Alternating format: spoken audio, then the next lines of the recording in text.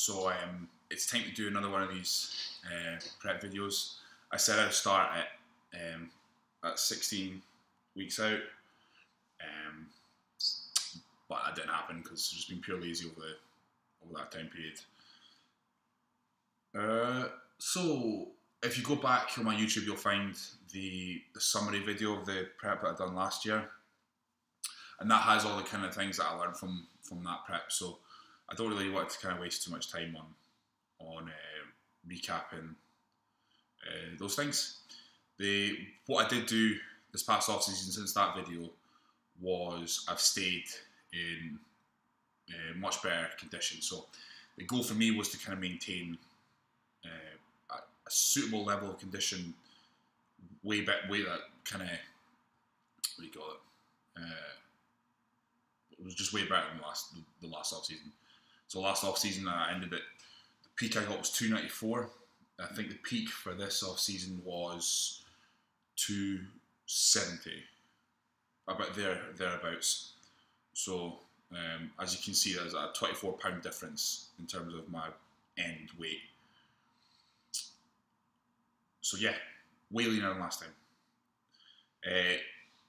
People have been telling me for years to stay leaner in the off season because it's easier to monitor changes.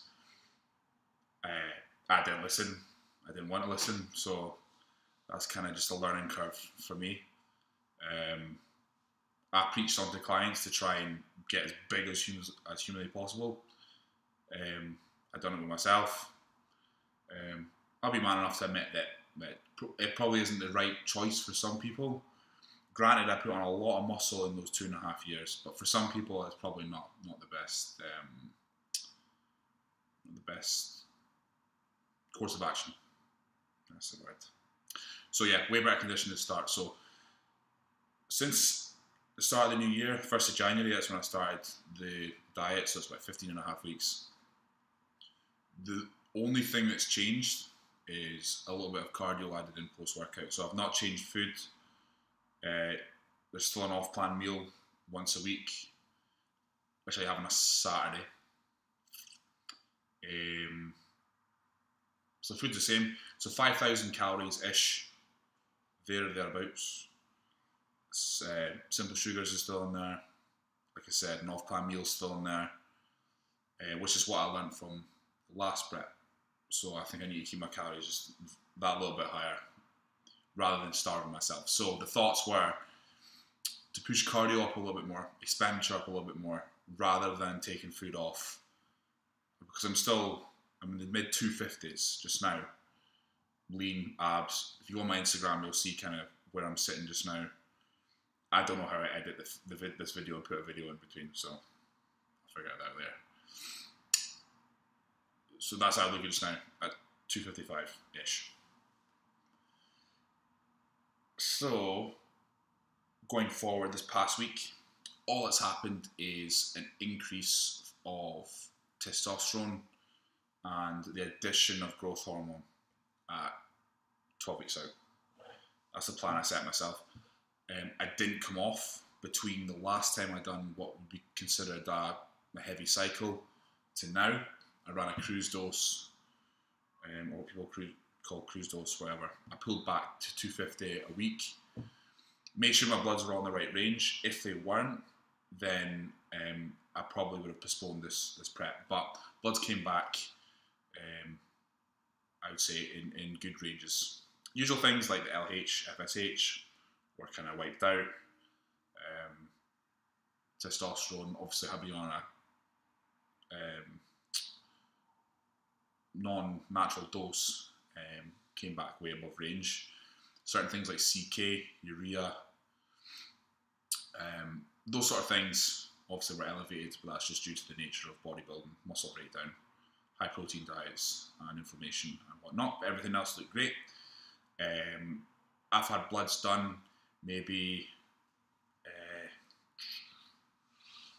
10 times, around 10 times since I started bodybuilding. And so I was in Superdrug, and the guy takes bloods, no problem at all. I can watch the needle going in, I can watch the blood coming out. and yeah, I ended up fainting. So I passed out in Superdrug on Sauchiehall Street in Glasgow, and I still find that quite funny. I don't find it embarrassing. Like I said, I don't not fear at the sight of blood. I just thought that was quite funny. That I've had that amount of blood taken before, done blood tests all before, not an issue. And yeah, fainted in Sauchiehall Street. So that was fun. Just this wee nurse who must have been about 5'3", trying to. I'm not kidding, land on the floor. I stayed seated because he had no chance. So that was quite funny. So that's my story. I get my bloods done before my prep started. I passed out. Okay. Going forward,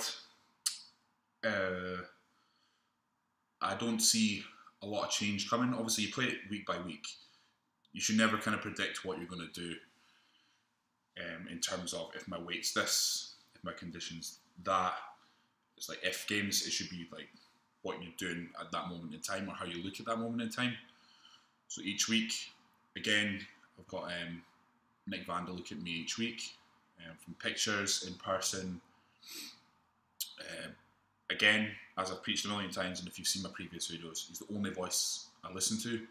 There are lots of knowledgeable people that I know I can contact, and if I was to run opinion by them, then I would trust it. But at the end of the day, Nick Vando's opinion is the only one I listen to. There's a lot of people, I've got clients as well, that are doing this for the first time, and you'll have people in gyms telling you look amazing. I feel like I'm just regurgitating what other people say, right? But it's true. Don't listen to anyone else bar the person that's helping you or someone you trust the most. So the person you trust the most, be it a coach or just someone who's got a lot of experience with competing, only listen to their opinion. And I think that just keeps your head a little bit straight. If you keep trying to picking and choosing who you're taking information from, you'll implode. And yeah, it's I've been in that position before, and it's not fun. Not fun at all. So listen to one person. I think I said that in the last prep vlog. That's why I've been putting off these prep vlogs, because I feel like I'm just fucking repeating myself. There's been slight changes this, that, and this, but to sum up, 11 weeks from the Nava Scottish, and then 3 weeks later is the PCA UK in Hull, which I'm doing as well, and the PCA Northeast 2 weeks later in Newcastle. So I'd like to get 3 shows in minimum this year, like I did last year, but not all in one go. I'm not doing the PCA Scottish. Sorry, not all in 1 week. I'm not doing the PCA Scottish because I've got too many clients in that show. Last year, it was too stressful having that many clients in that show. It's the first time I've ever done that. The first time I've competed in a show with a whole bunch of clients in the show as well. It was far too stressful. Couldn't enjoy the day. I wanted to be there for my clients, and selfishly, there is a voice in the back of your head that is focusing on number one. You know, because I do all this shit to win. There was a selfish voice in my head, which I'm man enough to admit. And if I wasn't, and if I don't want to basically sacrifice my coaching services and abilities for my own self-gain. So I'll never do a show with more than a couple of clients in the show. I had a lot of people that won and placed in the PCA Scottish, but I think the day could have been handled a lot better had I not competed in that show. So that's why I'm not doing the PCA Scottish this year. Right, so a lot of self-reflection in this video. I like it. Going forward, we'll see how it goes week by week. I'll try and do these videos every Sunday. And that is, I think, it for 11 weeks out.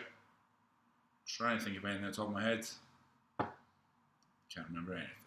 That's power. So, 11 weeks out. See you later.